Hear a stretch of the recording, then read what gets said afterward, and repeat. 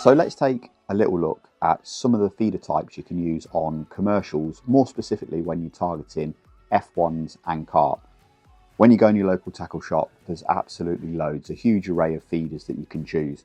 And I think one of the first things you've got to look at is the venue and what are the rules at the venue. On some places you can use an elasticated feeder like this, and on some venues you need to use an inline feeder like this.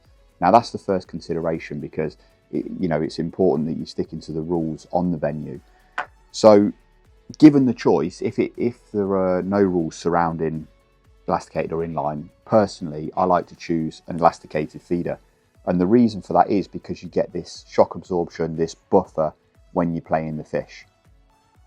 So that's going to cushion your hook length and cushion the hook hold, and ultimately there's an argument to say that it will land you more fish than when you haven't got this shock absorber through the feeder. So that's the first consideration. What about the feeder types? Well, as I mentioned, there's a huge array that you can choose from this type, which is almost like a hybrid type feeder, where it's basically got the raised lip around the edge. You can see how this differs from a standard flatbed method feeder. And when you use each is almost down to personal preference to a degree.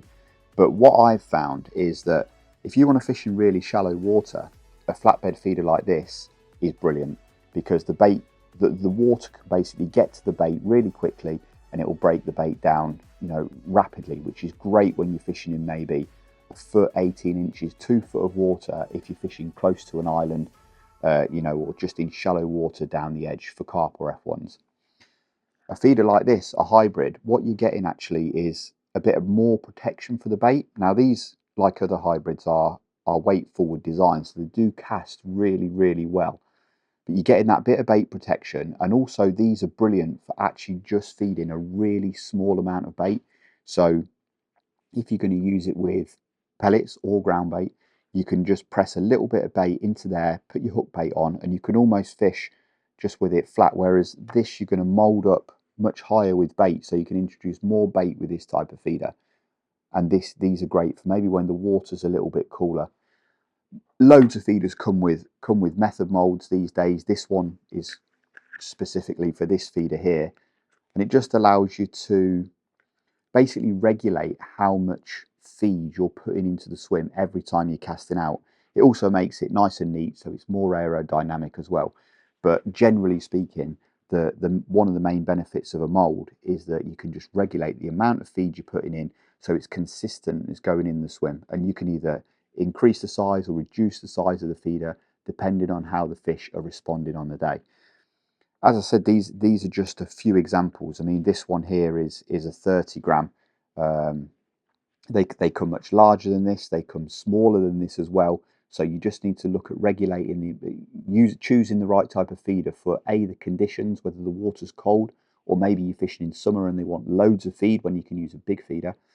And then you've got this type of feeder, which I showed you as an inline version. This is kind of, I guess, almost a mix of the two, but it's inline and perfect for venues where you've got to use an inline free running rig. And it's very similar in design to this Preston one here on the left, in that it allows you to deliver a small amount of bait or a large amount of bait, and both of these are weight forward and they cast absolutely brilliantly.